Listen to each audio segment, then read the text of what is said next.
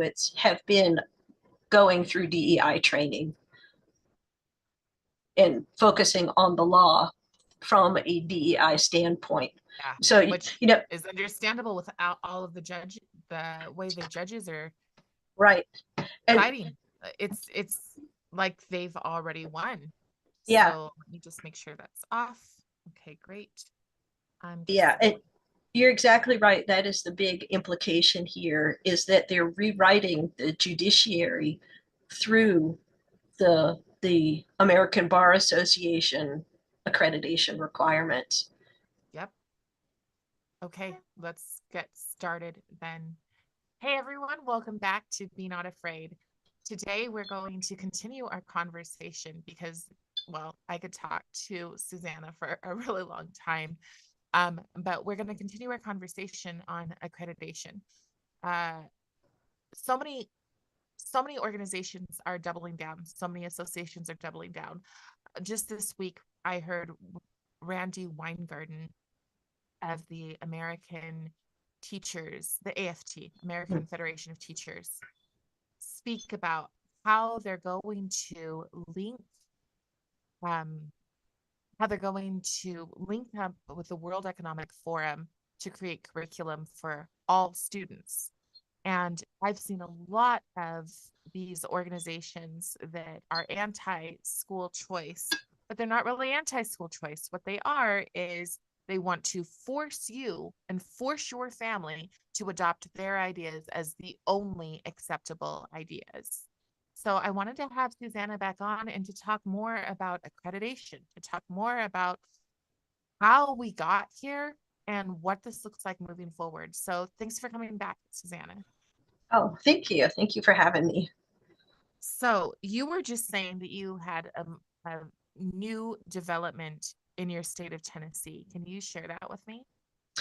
Yes, well, the new development in Tennessee is that the head of the department at UT, who was also the head of the counseling department when I was there, has been filmed talking about the state of DEI at the University of Tennessee, and that basically they are, continuing to do it, and that nothing has changed other than what they're calling it, and that's it's made it's ruffled some feathers here, and we're still waiting to see what becomes of that. Um, but it makes sense given the way that the accreditors require that sort of training, particularly for counseling, but for a number of other fields as well, in order to. And it's interesting, in the video she talks about the law and dances around it a little bit, and that is an important detail because what's happened is the law has been utilized to require this kind of training in higher education through primarily accreditation standards. So this kind of training, is this like Randy Weingarten was saying that we will be teaching a white supremacy framework? We will be teaching that there should never be any borders. So that it's highly opinionated Mm-hmm. um, doctrine. I have no other word for it. Ideology, doctrine. It's highly opinionated, and they're saying that this is what's going to happen. Yes, well, that makes sense because that's already what's being required, and has been for some time. I mean, this didn't just turn on just a few years ago. This is a long drawn out process.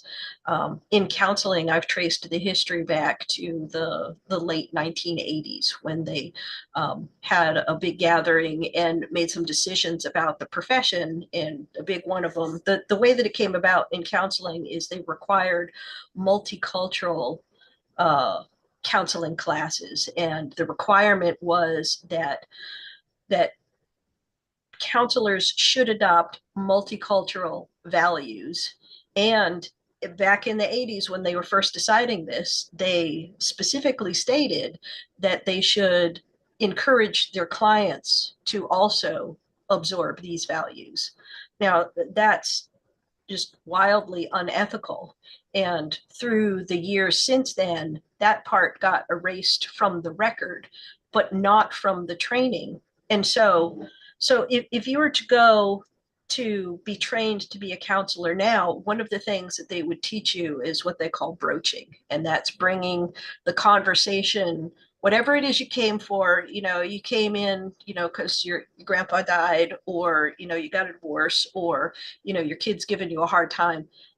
The training is to rearrange the conversation so that it comes back around to race, and other, uh, essentialist qualities, so that you can talk about that. And that's an entryway to start talking about, privilege and, white supremacy and all of those other things, under the auspice that that's the root of all of the problems. It's like if your worldview, if your conceptualization of the world is that whiteness is the fundamental problem for, every deviation or, cause of suffering in the world, that's what you have to do, is rearrange the conversation so that it comes back around to that.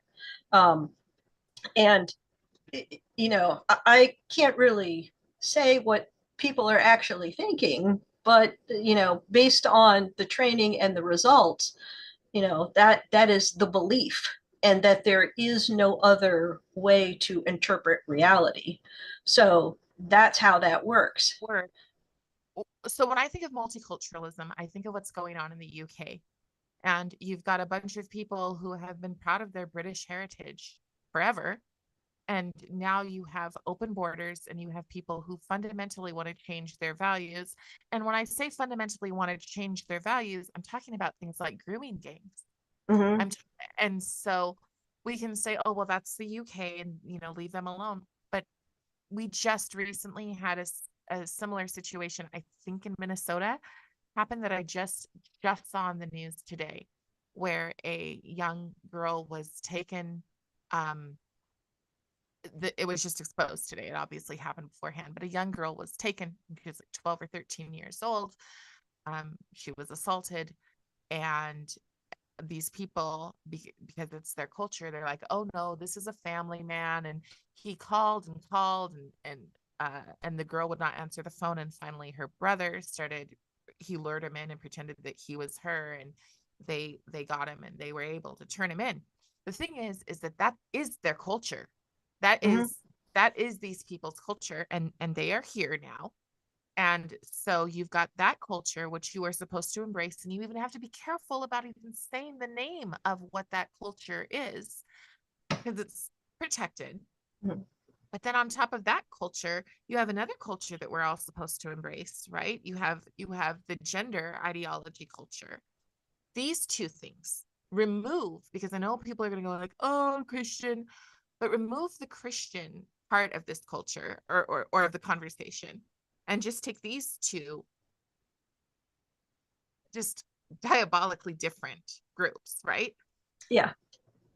How then, with multiculturalism, with this, oh, everybody's okay, and you don't have this simple standard of, no, we all have this kind of agreeableness of that we can all agree with the basics.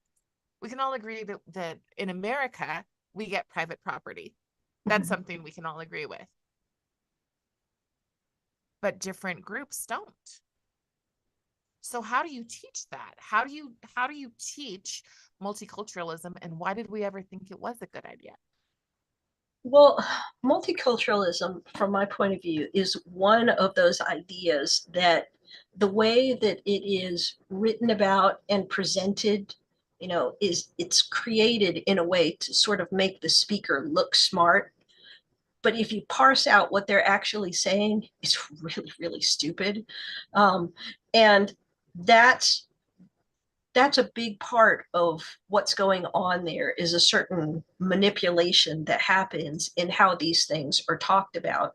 And you can see it in the textbooks. One of the required classes in counseling is multicultural counseling. Every counselor has to have a class in that. And that's also true of some other fields as well. I'm not sure if it includes teachers. I'm not sure if the standard includes that for teachers, but some of the textbooks that I found when I did my textbook study were written specifically for educators, multicultural studies for educators. But the way that it's talked about in like circular sentences and circular phrases. And if you go at it logically, you know, and you try and put it together and see what the implications would be, it's just unhinged. You know, it makes absolutely no sense. But when it is presented, particularly, you know, one of the things that I think is important to keep in mind is when people are in settings and they have identified as a student, that puts you in a certain mindset, and then someone else is identified as the instructor or the, you know, wiser person. I mean, you're getting at the same dynamics that created the Milgram experiments. So even if you go in and you are aware that this is, you know, I think if you went in, you know, very prepared that you were going to be socially pressured to take on these values, you'd probably have a good chance of being able to push back against that. But for the most part, this is happening when kids are young and they're presented, you know, with this power imbalance there, that this is how things need to be. And you have it written in a very manipulative kind of style. And I say that because you know, what if you try and look in those textbooks? I've shared some excerpts on my X Yeah. account. Yeah, and I've got more. I've got to take some more screenshots. But they'll take, you know, like an entire paragraph to say something that you could say in just a line. So like they'll describe something and you'll read it and you're like, so what you're saying is white people are bad, you know, and but you have to do the work. And if you're, I mean, most people, including myself, you know, if I'm not really focused on, I need to pay attention to this person, it'll just, you know, it'll sound weird, but I won't be able to put my finger on why I have to sit down and then deconstruct what's being said there. But once you do that, then it's pretty obvious. But I think that that's how it has been able to infiltrate as deeply as it has. And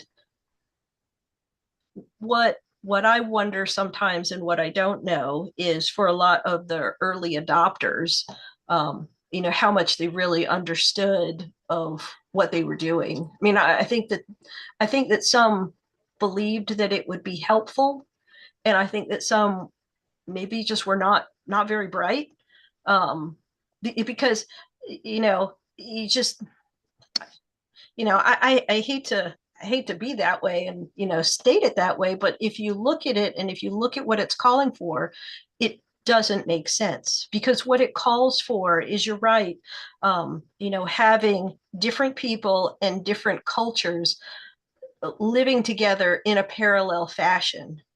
And that, you know, that doesn't work unless we're talking about different countries, because we all have to have some agreement point in order to have a consistency as a nation. So we all have to be subordinate to the same law. And that's the problems that you're seeing in the United Kingdom right now, is that there's this two-tiered policing that they talk about, because they're applying different rules to the different groups based on stereotypes that they have for those different groups, because that's what multiculturalism calls for. And I think it's pretty obvious that it doesn't work. I mean, you know, we have as human beings an internal sense of fairness, that we should all be equally beholden to the same law. And that was what made the United States function for so long, was that we had the idea of the melting pot, and people, when they came here, they had to conform to our standards, same as in ancient Rome. When you're in Rome, you do as the Romans do. Right. And that's what creates a consistent and cohesive enough culture that it can be functional. But once it breaks down to where you're having different standards for different groups and the law is not being equally applied, um, it's just chaos. Well, I think I want to go all the way back to 2020 when people were going through diversity trainings and they were told that there were experts, right? They were told there was a lot of language that was told. Some of that language was that these people are essential or these are the experts and you have to listen to the experts. And the one that I'm always struck by is the very large woman in the green jumpsuit that was way too tight. And as she was talking, um, she just write just horrendous things on the board, like I hate white people, just crazy stuff. And when she would say those kind of things, people were being taught, I'm sure they had to be looking at each other in the room going, what is this? But somebody in the room was like, oh no, we must listen. We must pay attention to this. So what we did is we gave up our power Mm-hmm. and we decided that somebody was the expert. And it didn't matter that the expert was a fool. So I think it was just, again, last week that Ibram X. Kendi has absolutely been found out to be the uh, the fraud or the con that he is. So, but we've been taught that we're not supposed to question. If somebody has the title expert, we need to just blindly follow that. Um, to me, I don't have another word for that than abusive and foolish. And it's not something that we should be doing. Um, how how do they even get into their positions of power? Because it seems to me like it's the inmates running the asylum. I would agree. And I think that the way that it happened is mostly based on what I've read of how it happened in counseling. Is you had a small group in academia, and it was originally started by the organization that is for the academic end of counseling. So we're talking, this is the organization for the professors and for the supervisors. It's called ACEs. And they got together. This was, one of the big initial meetings, and they started talking about what they thought the future was going to be like and how they could plan for it and what sort of trajectory they wanted for the profession. And that's where it came out of.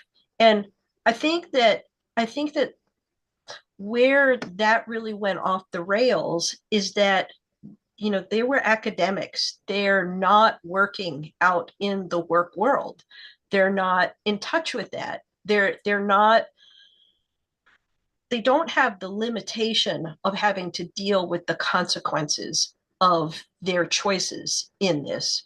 And so they can postulate on, well, we could do this or we could do that, it's all just So is this idealistic the same dreams. ACEs as adverse childhood effects of trauma? No, it No. is Okay. it's a specific organization, and I'll just pull it up right here. Okay. So I can Share the tell you screen. what it is. Okay. It's the Association for Counselor Education and Supervision. Okay. And so it's there's the American Counseling Association, which is the ACA, and that's the umbrella organization for all counselors. So if you're a part of counseling, even in a tangential way, you can join that and in theory, it's helpful.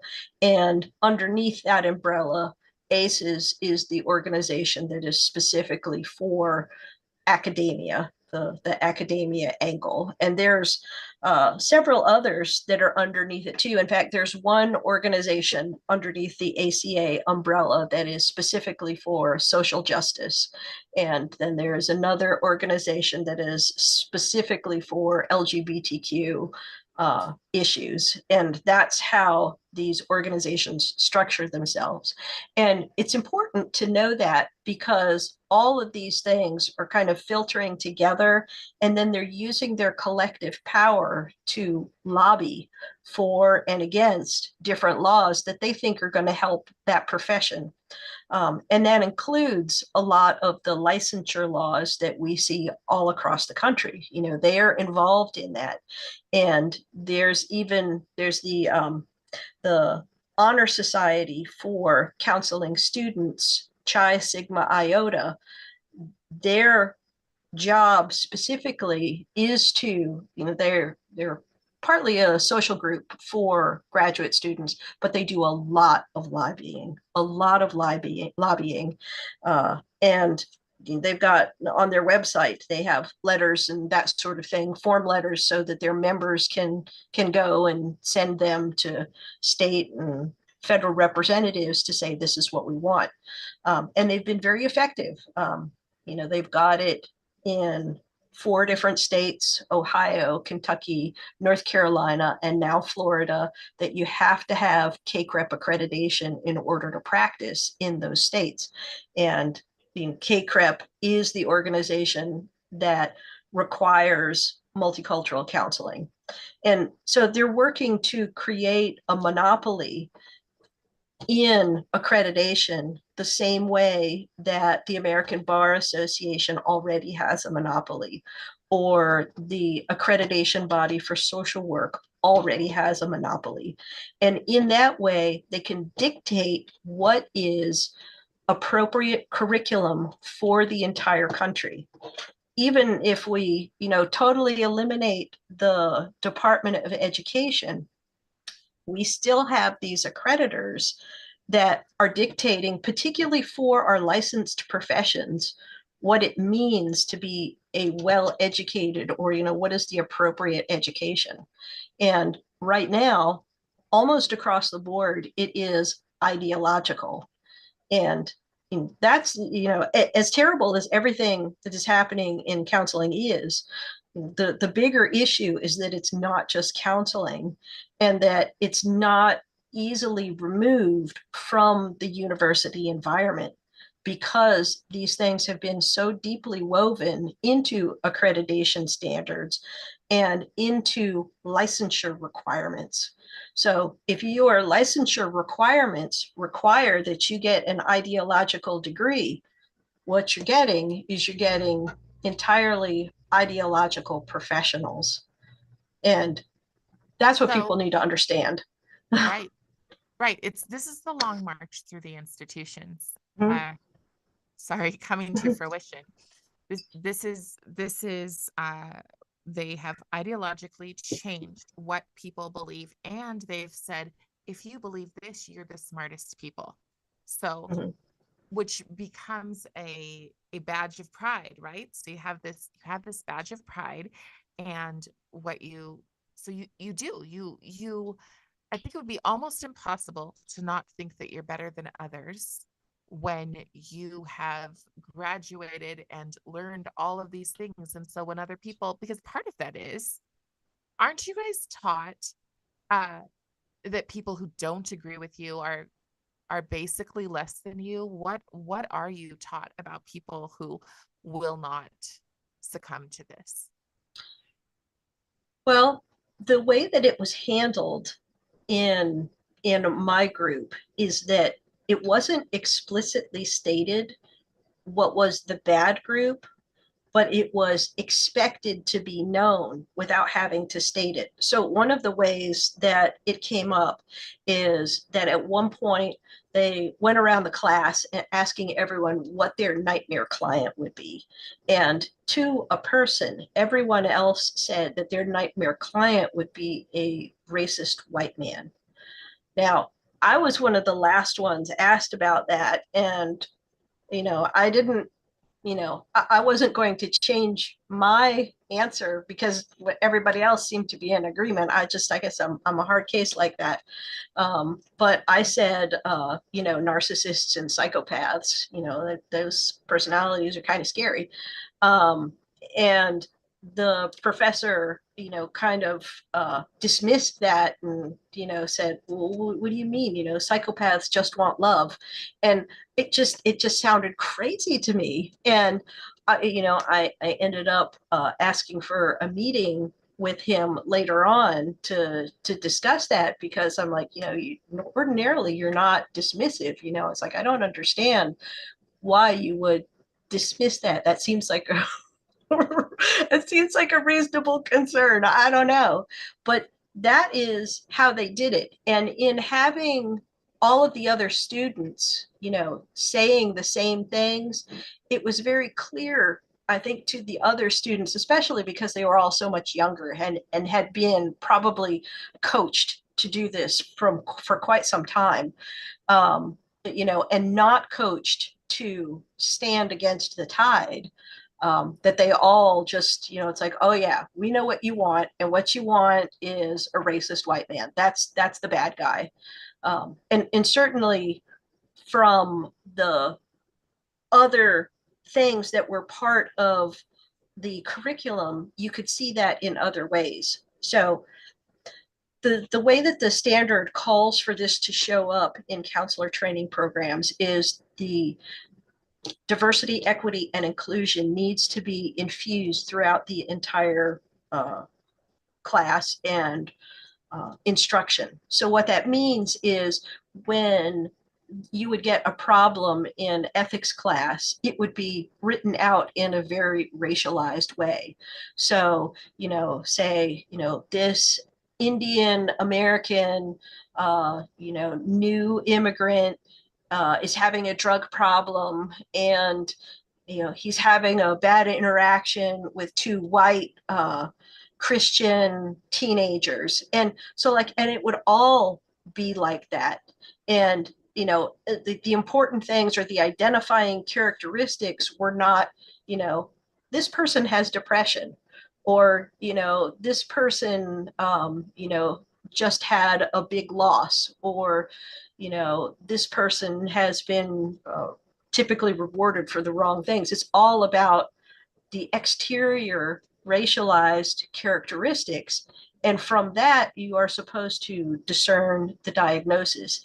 And in all of those little things, typically the white people were doing the bad things.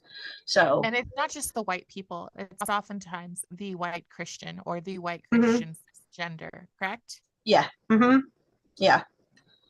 I just saw a teacher who made a post like that and who said, you know what, not all of my students are going to be white, Christian, cisgendered.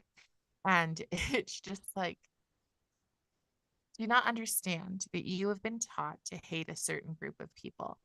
And I'll be honest, this group of people that you've been taught to hate have historically done a lot of good. Have they done some bad too? For sure. But they've done a lot of good because their nature is one in which they turn the other cheek. That's literally in their own scriptures. So even like this, the attack on Christianity, I think is worth talking about from a uh, philosophical place, not not simply just a religious place, but there is an absolute attack that the regular traditional Christian person is the problem.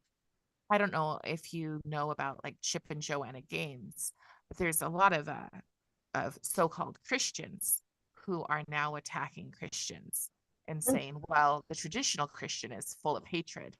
You need to be this new kind of Christian. I am not familiar with that, but I would say that this ideology is definitely persecutory toward other ideologies or faiths. For me, the issue came up with the Buddhism and Right. you know the um, the central doctrine of the non-self, which Which blows my mind because I always thought that the majority of progressives leaned into Buddhism. yes, well, and what was really baffling for me and what took me too long to wrap my head around is that there are several theories of treatment in psychology that are, and I knew this going in, but they're developed from Buddhism. So you've got acceptance and commitment therapy, and that was my interest, and that was the direction that I had intended to go even prior to coming in. But there's also dialectical behavioral therapy, and both of them borrow heavily from Buddhism. So this is why when I was originally confronted with that, I just assumed that I was not explaining myself well, because it just didn't make any sense. I think one of my kids is coming into the kitchen there. I hope they're not making too much noise. You're fine.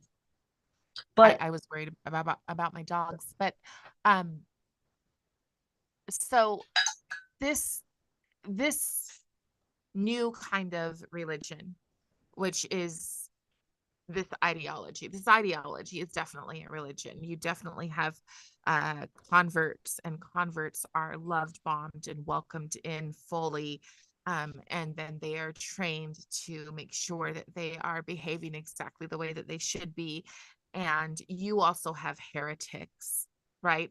And you also have infidels, people who are not about to embrace this and are considered less than human. So you have all of those different kind of aspects of a religion being taught in groups that are constantly saying separation of church and state, right? mhm, yes, yes, and it seems to me that part of what's going on there is because they have applied it from the top down, and they have backed it up by writing papers and having them produced in, printed out in academic journals.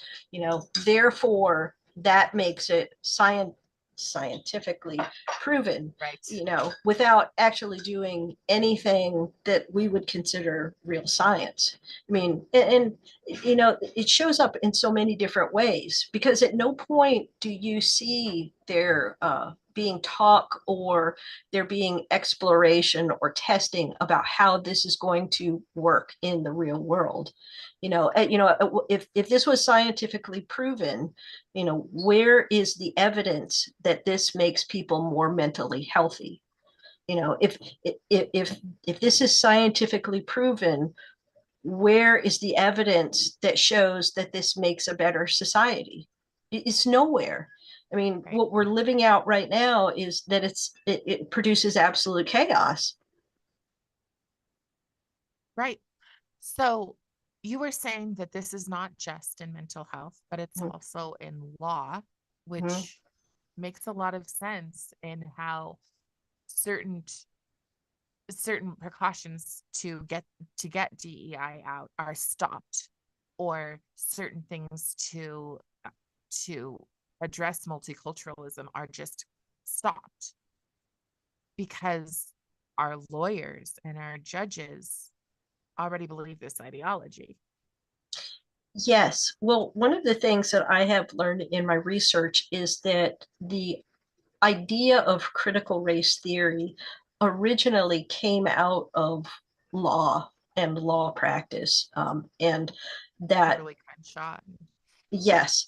And the American Bar Association, as I mentioned earlier, it is a monopoly accreditor. So any lawyer that has gone to an accredited school, and as far as I know, they are all accredited, has had their accreditation standard applied to them.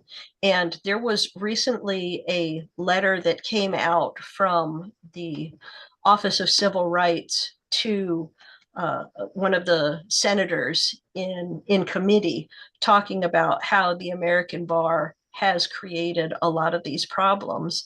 And that was one of the fundamental things that the Trump administration's executive order about accreditation addressed. And while their standard for the moment is suspended, there's little evidence that they're actually doing things to change it.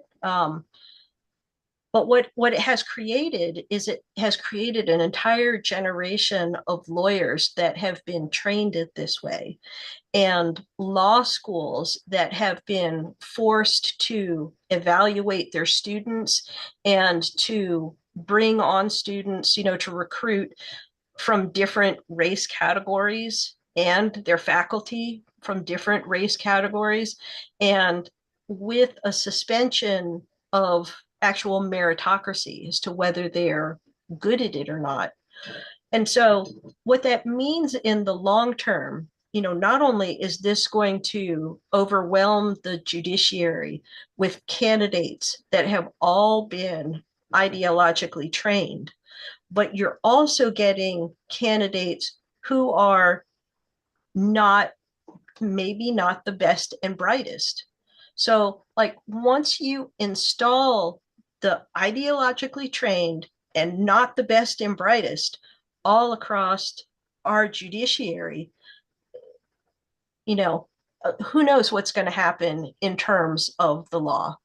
Well, it's going to be people like Jasmine Crockett as Mhm. and honestly to me it seems like these people are they are they're performing drag. So they kind of believe all the world is a stage, and as long as they can act the part, they deserve the part. And then they change what the part means. So teachers no longer act like teachers, they act like whatever they've been taught in school to act like, mostly activist, I think. um Lawyers, they're not these moral and virtuous people who are linking to the Constitution. They're linking to emotions and to whatever they feel, oftentimes miseducated in school. Right now, I'm currently reading Lies My Liberal Teacher Told Me by Wilfred Riley. Mhm. And to sit and to go, oh, wait, oh, okay. So the very first person to own chattel slaves in America was a black man. And I'd heard a little bit about that, and I thought that maybe he just hired his family, but he didn't hire his family. He actually was a jerk and uh, went after a repeal and brought another man and had him for the rest of his life after he was free for 7 years. That's the truth, but we don't hear the truth in school. We hear a narrative, and we're supposed to be obedient and allegiant to that narrative. And we're not just talking about mental health, we're talking about law, and we're talking about education. Are there other institutions? I don't even know if there could be other institutions. Well, Um, it's increasingly coming up in the medical field. Um, okay. there was I think this was at the end of 2023 or early 2024. They took the medical students in the Southern California universities and tested them on basic internist and other sort of questions, and half of them failed. And so, Scary. yeah, it's scary. And, but the DEI training is being increasingly introduced in all of those. It's even in physics. One of the early things that I wrote about, I looked up the Physics Teachers Association, and they had linked to documents from Columbia about how they should be teaching. And when they got to a situation where there was a concept or whatever that had been discovered by a white person, how they should pause at that point and then talk about the racial disparity in creating physics. I mean, for goodness sakes, in physics class, you've got kids for what, an hour?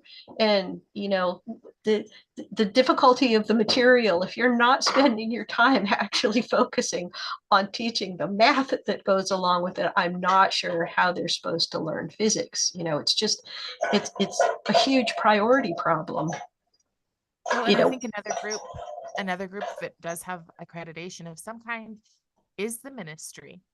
mhm, So we've got, again, we've got teachers, lawyers, mental health, um, medical, the ministry. mhm. This is a cancer that is spreading of ideology where you have to swallow lies. You have to swallow lies if you're going to have a future. There, so I guess because this could be so, black pilling. Um, what are the solutions? How does society get out of this? How does America get out of this? Also, hi Jennifer. But how does society I think, force you know, can we? I do think it is pretty bad. And I think that what people need to be aware of is that where there's a profession that requires licensing in order to work, that that profession is particularly vulnerable, because as long as there's gatekeeping in order to just work that goes beyond, have you learned the material, there's always going to be an entry point to put in something absurd or terrible, um, in order to make people comply, outside of what they should actually be doing. And for people who's interested, there's a really good book called The Licensure Racket, written by Rebecca Allensworth. And it just came out in May or March, I think. But she talks about how licensure in particular is being used as a way to protect the professional turf rather than the public. And that's something that people need to be aware of. And the reason that people need to be aware of it is not because they should be black pilled and, we should all just give up. I mean, I think if I could help people to remember anything, is that we are all the descendants of people that have survived things that are so much worse than what we're looking at right now. My grandfathers were both served in the military during World War II. And there are people who are descendants of those that survived from concentration camps, and not just there, all over the world. Struggle is something that is normal to the human experience. And it will be a slog to change some of the underlying law that has created this problem. But that is what will fix it. Right now, I have just yesterday, I started sending out mails to some of the state representatives to get some legislation passed so that Tennessee can curtail the power of accreditation in our schools. And it may take some time before we can get the federal government healthy enough to change some of the laws in that area. And right now it is kind of the source. That's the problem when we defer our power to a centralized source, is that when things go sideways, then it becomes very difficult to undo those problems. But we can fix this state by state. And we start by changing individual laws that encourage, well, for the big one right there is school choice, allowing parents to be able to put their kids in the school that they want to go in. I mean, it's absolutely absurd that we live in a country where parents have more choice over how to diaper their kids than where they're going to go to school. You know, that is something that has stuck in my craw for quite some time. And, you know, but we have to start doing these things, you know, not talking about them, not getting discouraged because it's hard, but doing it, doing the work. I mean, that's what my whole Substack is about sharing different pieces of law that people can do, you know, showing the holes in the policy, showing the problem at its source. I mean, and I understand that a big part of it is that the way that these different groups kind of merge together, it can be difficult to see where to fix the problem. Right. And it, you know, and it took me 2 years to dig into the policy and to understand the history, to figure out what would need to change to make things begin to become different. But I have done that work, and all people have to do is, you know, pick that up and, you know, start calling to their state representatives. Magnify the voices of the people doing the work, right? Yes. Because, And, yeah, go ahead. you know, I think that we need to start in the states that will be favorable to that. Like Tennessee is a, you know, it's a red state. It's going to be favorable to curtailing that. There are lots of people amongst our lawmakers who specifically see the problem and want to curtail it. And, you know, as that shifts the attitudes, you know, it is my hope that it will reach out into what are currently blue states. I mean, I think to some degree that it already has. If you look at the presidential election map, and you can see the change from where things had been, you know, blanketly blue to where a lot of the hinterland, you know, is turning red. And uh, you know, the important thing I think is that it, you know, I hate that it gets to be framed as Republicans against Democrats, because that's not really the important thing here. The important thing here is what is working. You know, if it was working, if all of this multicultural system was working and, you know, everybody was happier and we were getting along better and the world seemed to make more sense, I don't think we would be having this conversation. But that's not what's happening. People have to be honest about the results of this ideology, and they're not providing the utopia that they were purported to deliver. And, you know, it's just like utopia is not possible. I mean, I certainly believe that utopia is not possible. And I understand. I We're understand doing the something allure. the opposite of utopia, though. I Yeah. honestly, if we don't stop and change direction, when I watch people, specifically people of color, well, and also the awfuls, the affluent white liberal woman, when I watch these women, um, when I watch them melt down and freak out over whatever, and they justify their hatred of a certain group or a certain woman or whatever it is that they're doing. I'm like, and you think that you should be leading the world? You think that your ideas are ones that are going to make us live in some beautiful paradise? Because your hatred is suffocating. You know, they famously said, I cannot breathe. It's hard to breathe when there are so many people that just regurgitate hatred and feel empowered in doing so.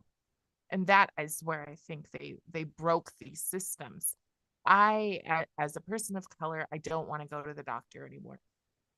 I don't want to go to a doctor who stands up and makes a Marxist pledge, or who feels a certain way about people who believe the things I believe. That's concerning. And the problem is that they're teaching this younger generation. I think I told you last time, my son will be graduating. This is his senior year going into. And what do we do with their futures? What do we do when we realize that we've created these broken institutions that we thought we want our kids to go to, we want our kids to achieve. I don't want my child to go to if he's going to come back hating groups of people because that's what he was taught to do.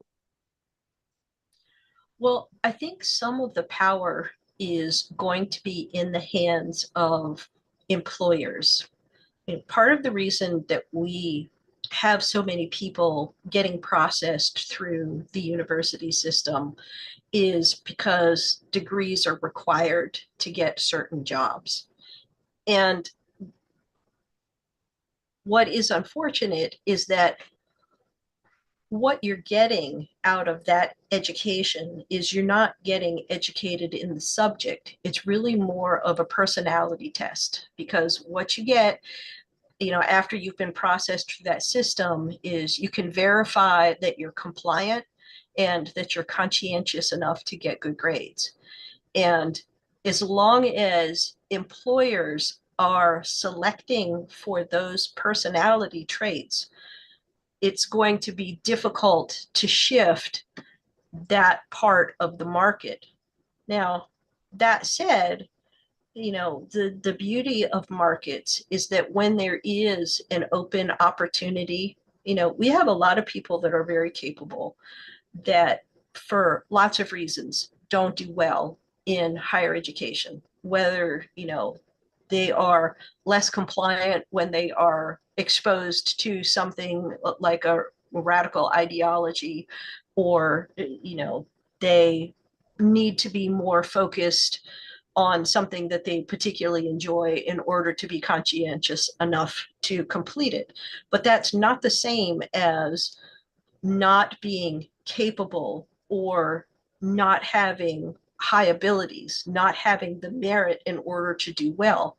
And when I did some research not long ago, when I was writing about this and writing about ways that things could be changed to improve schooling, what employers say they want is they want more problem solvers. And the university system does not cultivate problem solving. They're cultivating compliance, and that's the opposite of problem solving. In order to solve problems, you have to do things that may go against the rules or whatever the current orthodoxy is. You have to be able to get outside of the box in order to try something new and scary. And that's not what you're getting with the university education. And this is one of the reasons that historically a lot of men in particular would do so well after spending a term in the military, because when you're in the military, when you're in a war situation, the only thing that matters is, does this work? Is this going to help you successfully achieve your objective? And when that is your criteria over whether or not somebody is the appropriate fit, then you're starting to reward the things that will make your business more successful in the long run. And I think that to some degree, the US has been so successful, we have been able to ignore that for some time, because we were able to coast on everything that our prior generations have built. But there is competition out there for us now. It is in the form of China and India and other places in the world. And instead of, trying to some of the multiculturalism seems to be like a fear of that for me. Like if you've ever known somebody who they can see like a problem coming, but they just, I'll just go, clean the banister over here rather than actually dealing with the problem. I feel like focusing on whether or not we have systemic racism is maybe our cultural way of cleaning the banisters and moving the furniture, rather than dealing with the fact that we haven't really been pushing ourselves forward uh, in a lot of our different industries and our thought leadership for quite some time. And it really turns up in the research. When you look at what's been coming out of all of this money that is spent by the government, to fund research. And you've got more than half of it that these studies that aren't replicating, or there's continued focus on a line of physics that is not providing new developments, but there's not funding for alternate experience or experiments outside of that orthodoxy. That's the problem. We've been able to get by, just covering the bases and not really pushing ourselves. Well, and I think part of the problem with our education has been that a lot of our influence has come from countries that do not like us, So Mhm. we have a lot of our education coming from Qatar, and those are countries that do not support Western. I mean, they they perfectly support it for themselves, for their own values. But for Americans, they would like to see us fall. And those are the things that we've adopted. Now, I do want to, like I said, I like to end at about an hour, but I do want to hit on the fact that there are some states, there are some universities that are pushing back. And unfortunately, sometimes they don't have that accreditation. And so we convince ourselves that that's the most important thing.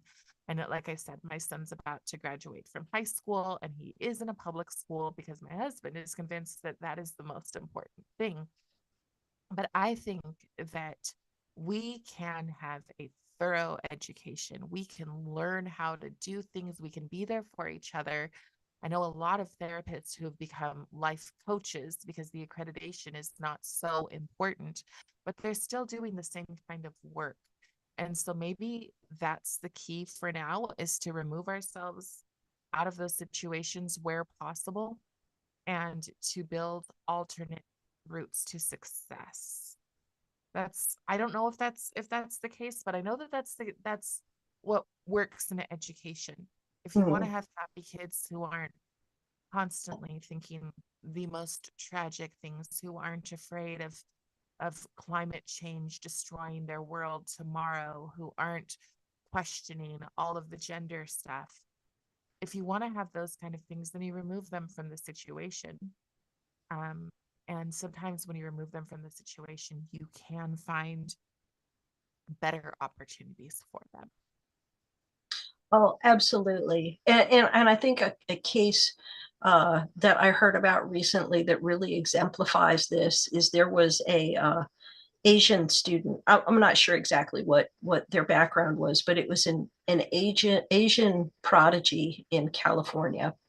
And I mean, the kid was doing just incredible things as like a 14, 15, 16-year-old, almost completely. I think he got a 1590 on the SAT, if not a full 1600.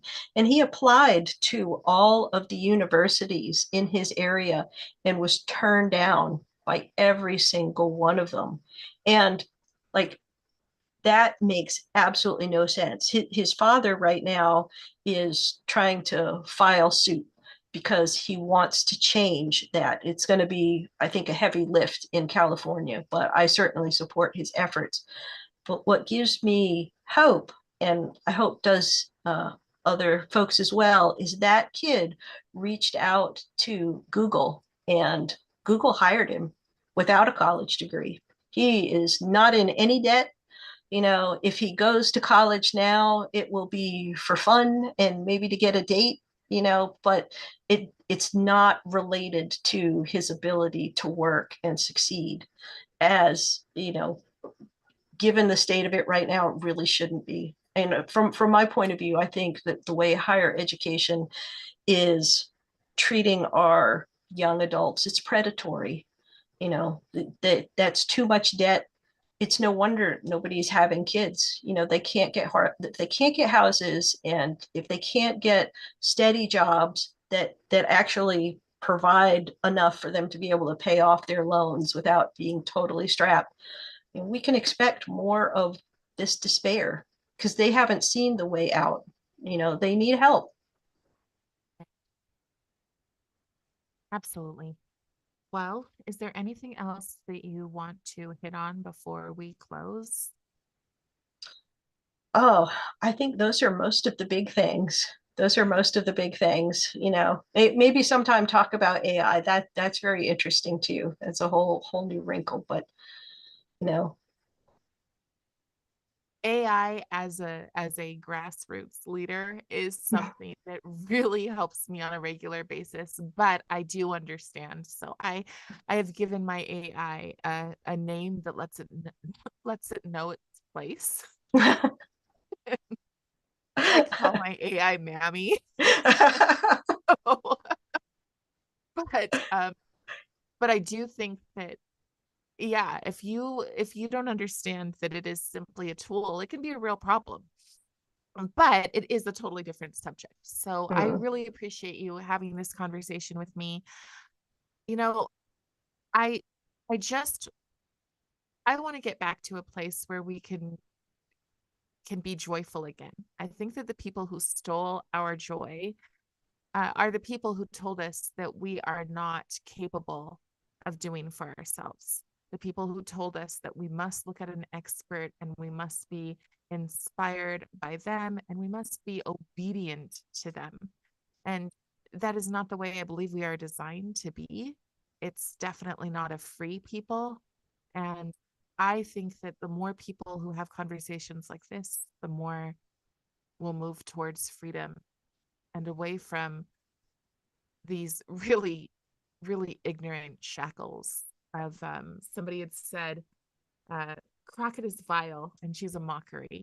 And that's what I would say, that the people who are pushing these ideologies are, it is a mockery of what the human experience is supposed to be. So thank you so much for joining me in this conversation and in the last one. If you haven't seen the last one, friends, I encourage you to go and watch it. And I'll get this one uploaded this evening. So yeah, thanks again. Oh, thank you for having me. Always a pleasure. Bye-bye. Let me just hit the